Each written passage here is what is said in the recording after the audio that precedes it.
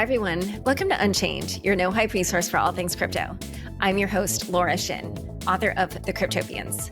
I started covering crypto 7 years ago, and as a senior editor at Forbes, was the first mainstream media reporter to cover cryptocurrency full-time. This is the March 24th, 2023 episode of Unchained. If you've been enjoying Unchained, please leave us a review on Apple Podcasts or Spotify. With the Crypto.com app, you can buy, earn, and spend crypto in one place. Download and get $25 with the code LAURA, link in the description. Ever wanted to use DeFi without being tracked? Railgun is a leading DeFi privacy solution on Ethereum, BSC, Arbitrum, and Polygon. Shield your funds and use them privately in your favorite DeFi apps, while Railgun's cutting-edge zero-knowledge system encrypts your data from public view. Yes, that includes DEX trading. Visit railgun.org or use the Railway app at railway.xyz. Today's guest is Paul Grewal, Chief Legal Officer at Coinbase. Welcome, Paul. Thank you, Laura. Thanks for having me on. The SEC just served Coinbase with a Wells notice, which is an intention to sue or issue an enforcement action. For a while, it's been apparent that the SEC and Coinbase have been engaged in some sort of dialogue, even if at times it's been a little testy. From your perspective, what happened here? How did things get to this point?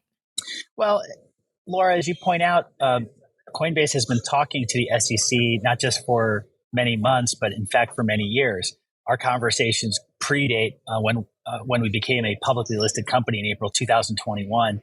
And since that time, we've continued to have productive, even if sometimes challenging conversations on a range of issues.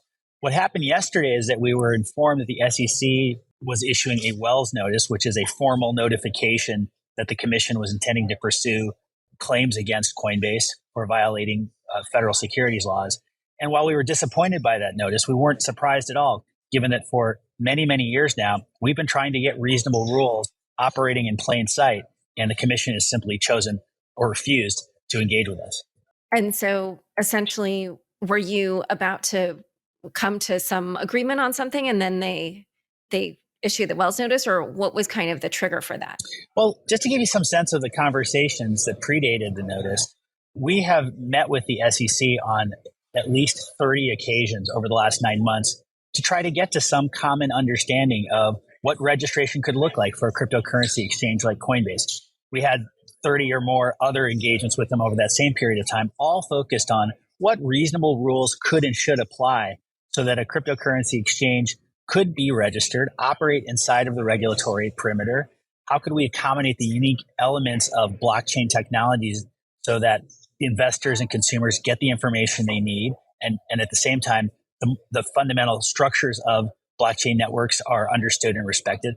And yet every time we have attempted to engage, address particular concerns that might come up, we've essentially hit a brick wall. It's also important, I think, to understand, Laura, that we have not limited our engagement with the SEC to simply these private conversations. Now, going back to last July, for example, we filed a petition for formal rulemaking, which is a public request that the SEC issue rules. And in that petition, we laid out something like 50 or more questions that we think need to be answered in order for any crypto framework to make sense. Again, we were given essentially no response, even after we filed not one, but two separate comments to our own petition in which we spoke specifically to what do issuer disclosures need to look like? What does staking look like under a registration regime? All of this, unfortunately, has led us to this point where the commission appears to be choosing litigation and court fights over some public conversation that allows everyone to have a say, and then for everyone to understand what rules need to apply. We think that's a mistake. And so what did the Wells notice say? Like, what do you think it is that the SEC will allege as to the nature of your violations? Well, the Wells notice itself was very generic. If you look at it, and in fact, all of your listeners can look at it if they go to my Twitter feed because I posted it, it's essentially a boilerplate recitation of a variety of statutes that fall within the SEC's jurisdiction and a claim that Coinbase is somehow violating them. We asked the commission, once we received word that this notice was coming, can you tell us what particular tokens give you concern? Can you explain to us why staking and our arguments that staking is not a security are somehow flawed? And over again, we were told that we would have to simply rely upon the guidance that the SEC has issued and the statements that the chair has made from time to time that all assets effectively, other than Bitcoin, are a security. So it has not been a productive conversation, and it has been much more of a monologue than a dialogue. But we've kept at it because we think that reasonable rules are important. We think it's a much better way to regulate an industry that there be rules issued pursuant to notice and comment rulemaking. And unfortunately, this commission has decided that that process set by Congress doesn't apply to them and that court is the place for these issues to be resolved. And so just to understand the origin of the investigation, is it from the conversations you were having, or does it concern any particular offerings, such as their EARN program, which is around staking? Laura, I'd love to be able to tell you exactly what products are at issue and what particular claims the SEC will be making in court, but unfortunately, the commission has chosen to withhold that information from us and simply proceeded to a Wells notice. Now, we have some understanding of what concerns the chair and others have about crypto in general, because of course we pay very careful attention to what the chair has said. And so we have attempted to anticipate concerns and present our views on, for example, why staking, at least as offered by Coinbase, is not a security, or alternatively, why our rigorous process for reviewing assets does keep those assets that may qualify as securities off our exchange. We've laid out, for example, that of the 1,000 plus assets that we've considered for listing, we've rejected over 90% of them for the very concerns and reasons that the SEC professes to have when it comes to digital asset securities. And of course, all of this was laid out in painful detail when we attempted to become a public company back in April of 2021. Just to give you one interesting fact from that process, Laura, staking was listed over 50 or 60 times literally in our S1. So we've been operating in plain sight. We've attempted to engage productively on this. And over again, what we've seen from the commission is a refusal and simply a reliance upon litigation or threats of litigation in order to get answers. And so at that time that Coinbase went public and the SEC reviewed your S1, what was the nature of the questions or the discussions that happened around those various activities, such as, the listing of assets and staking, et cetera? Well, we had a very exhaustive discussion about all of the different elements of our business and how we operate as a business and intend to operate as a public company if our S1 registration were to be approved. The fact of the matter is that we had nothing to hide. We have relied upon a rigorous asset listing process going back to well before we had any interest or intention in becoming a public company. And we laid all that history out for the commission. We specifically referenced our staking programs over and over and over again in our S1. And since we have been a public company, we have filed a petition for rulemaking, laying out the issues we think need to be resolved.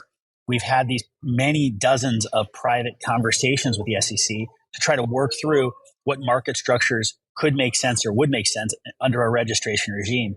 And yet over and over again, we've just been met with silence. We don't think that's the right way to regulate this industry, obviously. And out of curiosity, was there any sense that things changed based on some of the bigger news of last year that, cast perhaps a negative light on the crypto industry and on exchanges in particular? Specifically, I'm speaking of FTX. I wondered if you noticed any kind of change in tone based on those events from last year. Well, there's no question that FTX was a watershed moment for the industry and for the commission itself, and for good reason. What happened at FTX was clearly a fraud, and we have been very public and clear that we believe the fraud that took place needs to be addressed. Now, perhaps it should have been addressed before it was allowed to take place. I would be curious to see, for example, what Wells notice may have issued to Mr. Bankman-Fried or to FTX. I suspect none was. And yet here we are years after becoming a public company under the auspices of the SEC, requesting publicly and privately reasonable rules that we can all live with.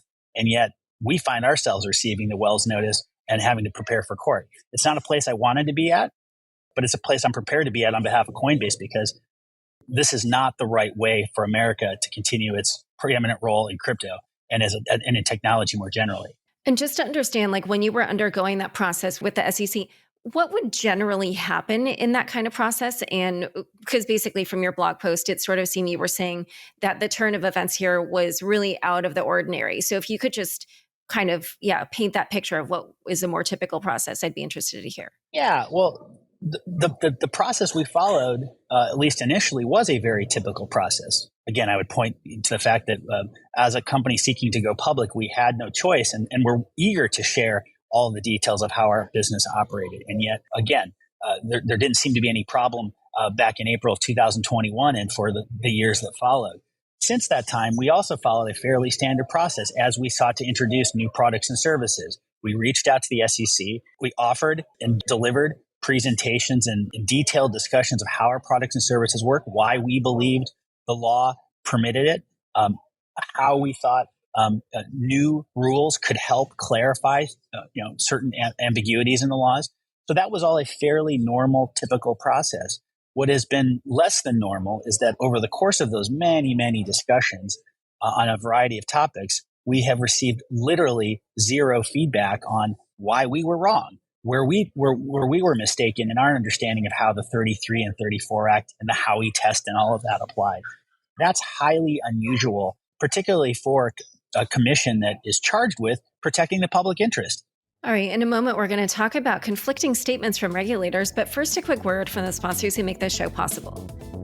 Join over 50 million people using Crypto.com, one of the easiest places to buy, earn, and spend over 250 cryptocurrencies. Spend your crypto anywhere using the Crypto.com Visa card. Get up to 5% cash back instantly, plus 100% rebates for your Netflix and Spotify subscriptions, and 0 annual fees. Download the Crypto.com app now and get $25 with the code LAURA. Link in the description. Back to my conversation with Paul. So I'm sure close watchers of regulation of the crypto space will be quite well aware that there seems to be somewhat of a turf war between the SEC and the CFTC, and conflicting statements even from the chairs. Gary Gensler, as you mentioned, the chair of the SEC, seems to believe that all cryptos aside from Bitcoin are securities, whereas the chair of the CFTC has at least indicated that Ether would also be a commodity. So I was curious for your thoughts on how you manage those types of contradictory statements, and also to know, in your ideal world, how would the SEC regulate you and how would the CFTC regulate you? Or what areas would they regulate you for? Laura, as someone who has been involved in these issues for years yourself, you certainly can appreciate that this jurisdictional fight between the SEC and the CFTC is not anything new. This has been going on really for as long as crypto has been in existence. But the statements by the respective chairs of the commissions are really quite striking if you think about it. You have the chair of the CFTC saying something diametrically opposed and at direct odds with the chair of the SEC has said when it comes to one of the most important tokens in crypto, which is, of course, ETH. At the same time, you have courts that are weighing in on these questions, raising serious doubts about the state of affairs as a result of this clash between the regulators.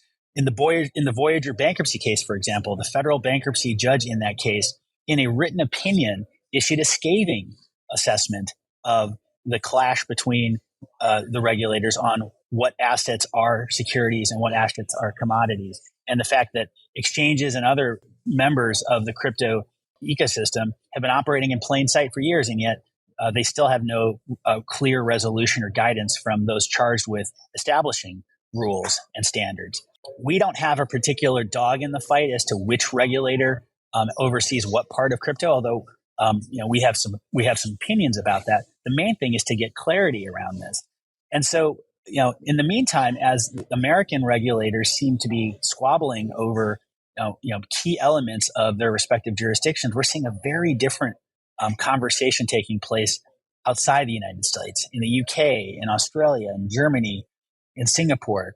All over the world, regulators are saying, yes, we need to protect consumers, we need to protect investors, but let's do so in a sensible way that promotes innovation and makes sure that this industry, which is not going anywhere, which is here to stay, is properly overseen and properly regulated. That's really, I think, as striking as anything to me, the difference between what we're seeing in Washington and in capitals all over the world. And so what are the next steps here? Are you going to be submitting a Wells response? And if so, what would that say? Well, the Wells process does permit a company like Coinbase to submit its arguments to the SEC, and I expect that we will take advantage of the opportunity before the commission makes a final decision on whether to proceed with litigation. I will say, Laura, that because this is not our first encounter with the SEC on these same issues, because we've been trying to talk to them for many months and indeed many years about these issues, I'm not terribly optimistic that anything that we will say or present will change anyone's mind, but it's important that we run that process. I think it's also important to understand that this is not just a fight for Coinbase. This is a fight for all of crypto. If responsible actors with serious AML and KYC programs, publicly listed, that are filing petitions for rulemaking and attempting to engage with the government can be treated in this fashion, nobody else is safe either. And I think it's important to understand that this is not just a shot at Coinbase. This is a shot at crypto as a whole. And so we will certainly do our part to defend against what we think is massive overreach on the part of the commission. But it's not just a fight that Coinbase has to fight alone. This is really something that all of crypto, I think, needs to pay very careful attention to. And we're going to make sure that all of these issues that we're dealing with the SEC are explained and disclosed and described to the public as a whole to the best of our ability so that everybody can have a clear understanding of where things stand. And when you said that you felt that this was a shot at crypto as a whole, do you also believe that it's a shot at Bitcoin? Because sometimes when I listen to Gary Gensler, he just seems like almost like a Bitcoin maximalist. And so in that regard, maybe, that would be untouched. What's your opinion on that? Well, we love Bitcoin at Coinbase, and obviously our roots run deep with Bitcoin. If you look back to when Brian first started the company over a decade ago, I don't know if the chair has any particular affinity for Bitcoin or anything else. He may just be dealing with the political and practical realities that the very first blockchain-based network and token would be even more difficult, I think, to attack directly than some of the other tokens and projects that he's taken aim at. I think the main thing, though, that stands out in my mind about this approach is that you and I, sitting here today, can't really explain, nor could anybody else, what's special about Bitcoin that distinguishes it from a whole host of other projects out there. I have my own theories. I could surmise, what those differences are, but that's the job of the regulator. Their job is to tell us what differences matter, why one particular project is on one side of the rules or the law, and others may be on the other side. And then we all have a responsibility to follow those rules. I'm happy to follow the rules, Laura. Coinbase is happy to follow the rules, but we need rules to follow. If they want to throw the rule book at us, fine. Write the rule book. That's what we're asking for. And yet, over and over again, we just see this reliance on the part of regulators, and in particular the commission, on ambiguity, innuendo, and supposition, as opposed to standards that we can all apply. Over and over again, I've seen that Coinbase in its blog posts will say things like Coinbase does not list securities, but it sort of seems you're implying that it is the regulator who decides that. So, do you just feel very confidently that what Coinbase's listing process is would align with what the regulators would be? Or, how do you reconcile the difference between the blog post and what you just said? To be very clear, Laura, Congress tells us what the laws are.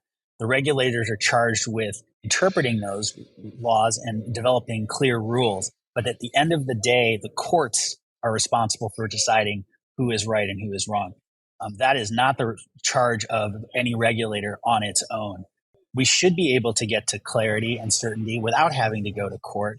But if this fight has to go to court, not just, again, on behalf of Coinbase, but on behalf of all of crypto, the courts are going to have the final say here. There should be no mistake about that.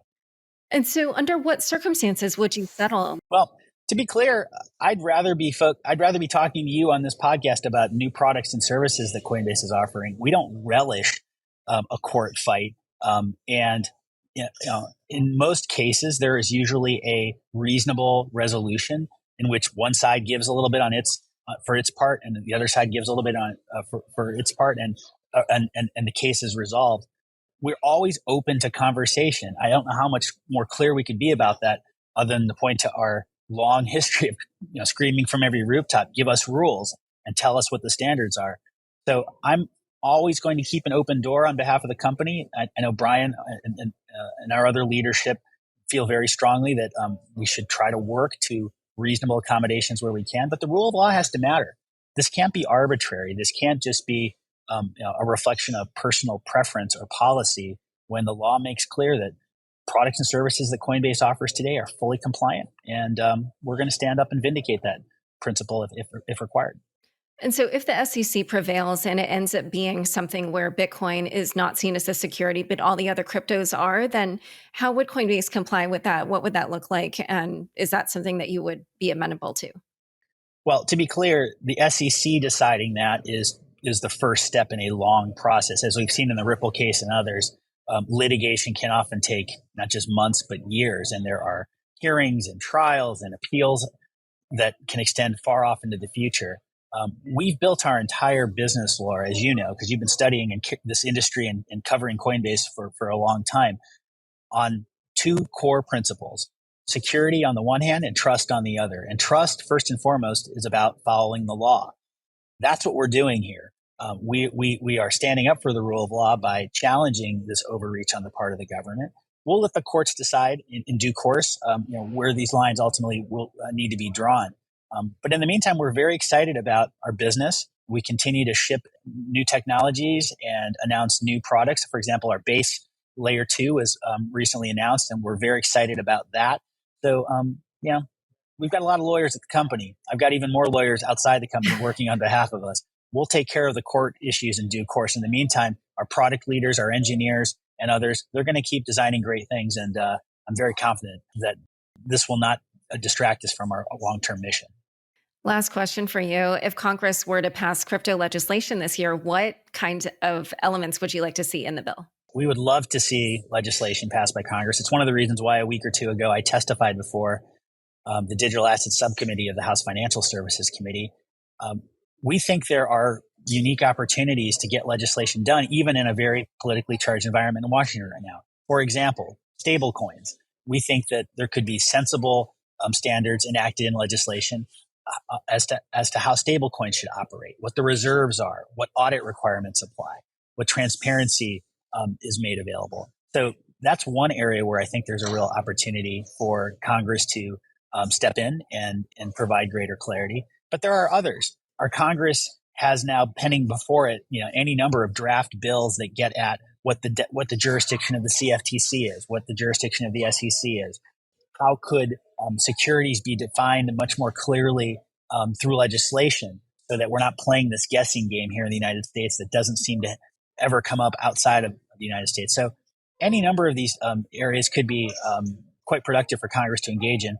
I think the main thing is for the Congress to understand that unless and until it steps in, either through legislation or through oversight, agencies, perhaps even rogue agencies, are going to fill that vacuum. And we think that's a real mistake for American innovation and competitiveness.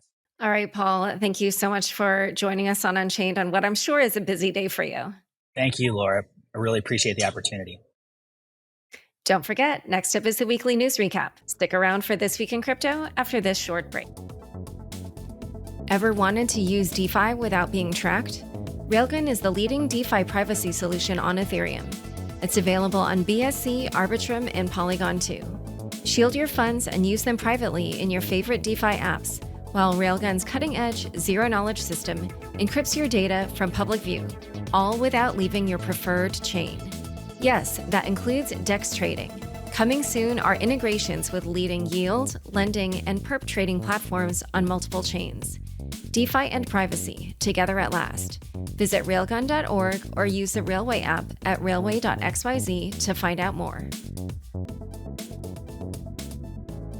Thanks for tuning in to this week's news recap. Montenegro arrests Do Kwon while New York prosecutors charge him with fraud.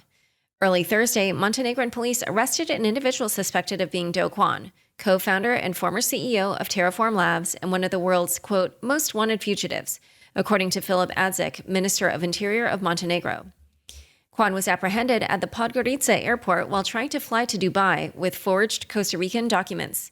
He and his traveling partner, Terraform Labs' CFO, Han Chang-jun, were allegedly carrying falsified Belgian documents, according to Interpol, and the police also took 3 laptops and 5 mobile phones from the two. South Korea, the United States, and Singapore are all seeking his extradition. Later in the afternoon, prosecutors in the Southern District of New York charged Kwon with 8 counts, including securities fraud, commodities fraud, wire fraud, and market manipulation. These charges are on top of accusations of fraud by the Securities and Exchange Commission a month ago. Kwon is wanted for financial crimes related to the management of his company, which created the Terra blockchain. The collapse of the Terra Luna ecosystem in May last year resulted in losses exceeding $40 billion. Flagstar's Signature deal excludes $4 billion in digital asset deposits. The sale of Signature Bank's assets to Flagstar Bank, a subsidiary of New York Community Bancorp, did not include its crypto business. That was comprised of approximately $4 billion of deposits, according to the Federal Deposit Insurance Corporation, or FDIC. The FDIC confirmed the sale, but said that depositors associated with the digital banking business would receive their deposits directly from the FDIC. The decision has sparked criticism from industry watchers, with some suggesting that regulators are trying to, quote, kill crypto. The Blockchain Association has launched an investigation into allegations of de-banking of crypto firms and actions taken by regulators that may have contributed to the failures of Signature and other banks. Speaking of the FDIC, the Financial Times reported that back in January, short seller Marcohodes warned the agency that Signature was involved in illegal crypto transactions and lacked proper controls, leading to its collapse and raising questions about its risk management and regulatory oversight. Balaji Srinivasan prognosticates hyperinflation and bets $1 million.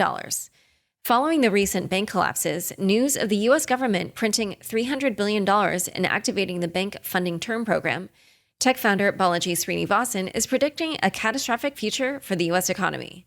Srinivasan accepted a $1 million bet from Social Democrat James Medlock that the U.S. would not enter hyperinflation.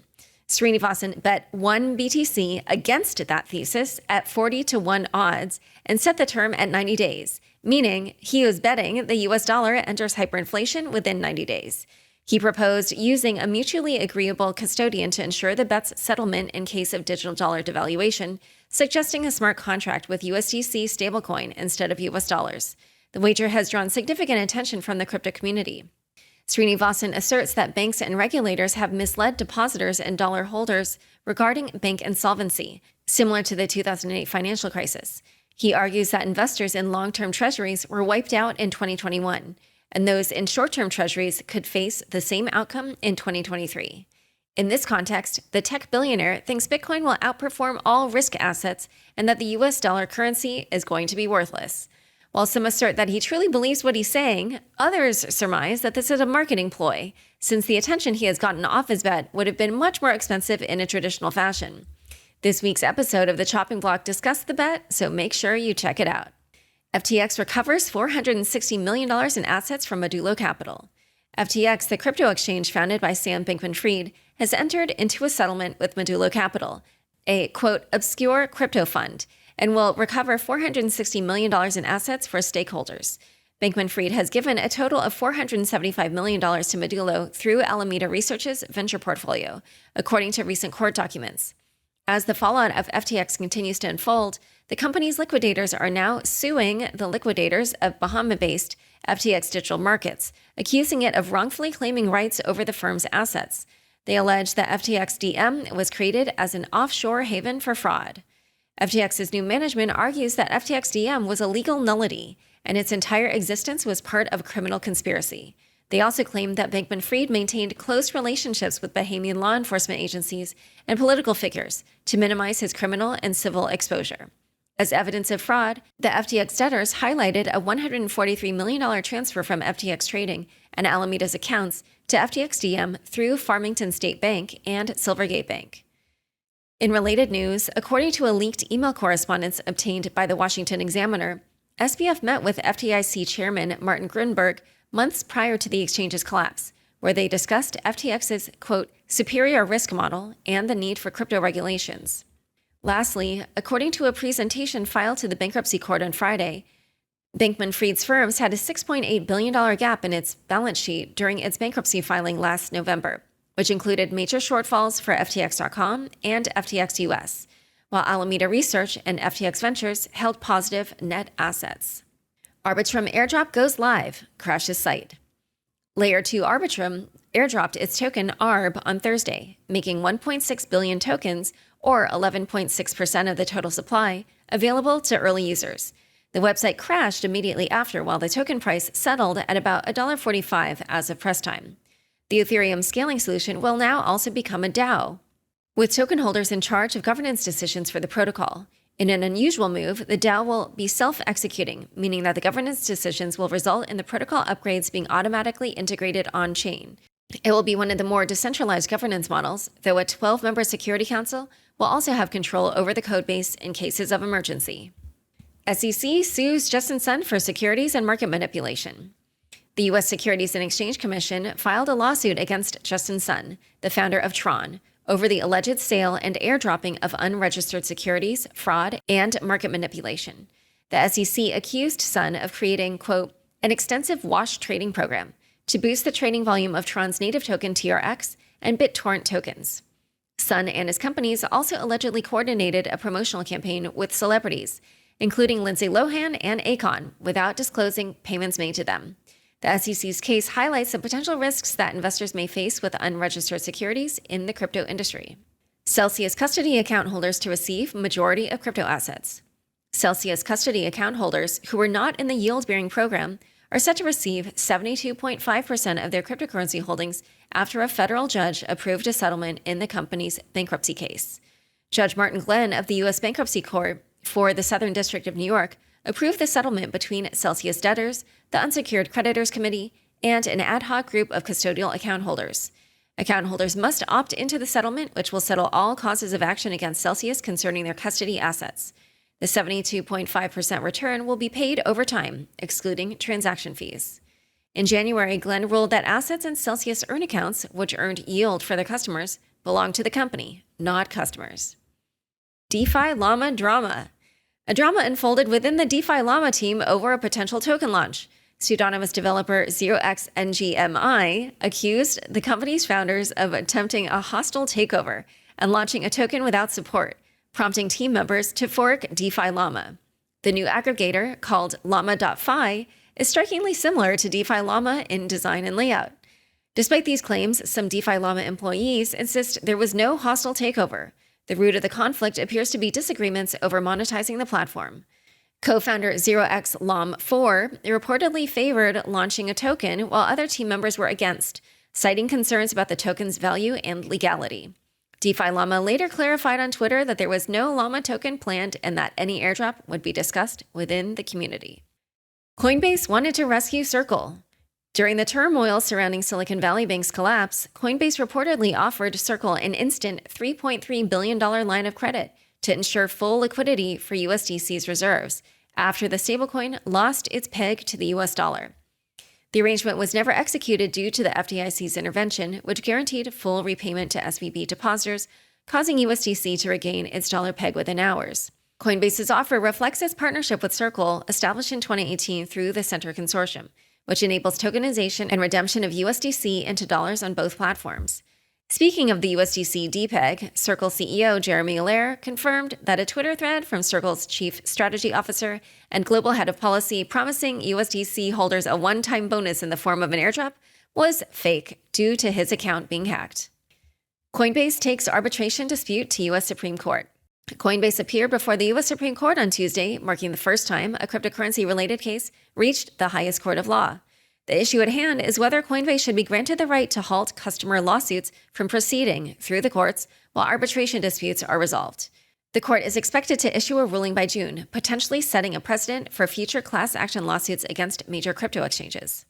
SEC subpoenas SushiSwap. The SEC didn't stop at Coinbase and Justin Sun this week. It also served a subpoena to the entity behind DeFi app SushiSwap. The decentralized autonomous organization behind the protocol is considering the creation of a $3 million legal defense fund.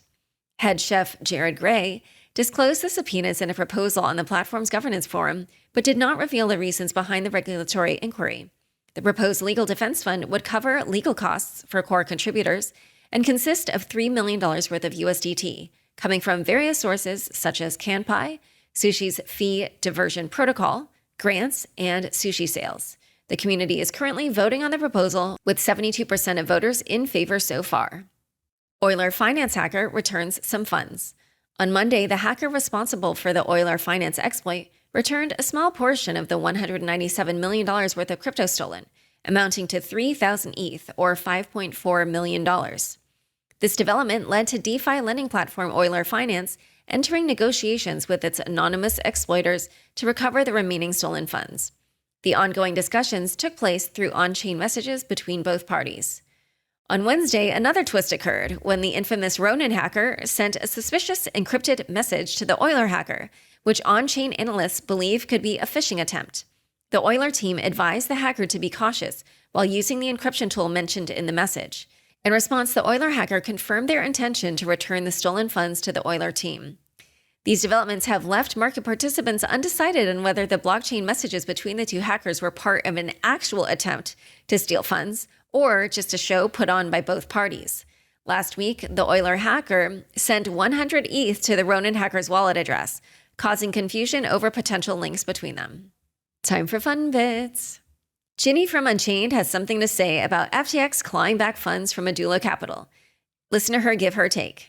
Our claws are only my second favorite claw today. FTX has entered into an agreement to claw back 99% of the value of the assets held at Modulo Capital, a so-called obscure crypto fund, aka crypto fund, SBF funded last year. Modulo Capital was founded in March 2022 by two people, one of whom was romantically involved with SBF. Two of SBF's exes were getting rich off FTX money. Almost like that's what they liked about him. SBF claims to have given Modulo Capital $75 million less than he actually gave him. His defense, $75 million to SBF is nothing. That's what, like 2 extra weeks in jail? Unfortunately, it does represent 99% of Modulo's total assets, which is like the time Mark Zuckerberg pledged 99% of his wealth to charity. Except in this case, I think Modulo actually is going to have to pay up. Now FTX and Alameda have to give up their claims to Modulo, which seems fine. That's like sending your food back to the chef after you've licked the plate clean. SBF has not immediately responded to requests for comments, but if we know SBF, it should be about 13 seconds.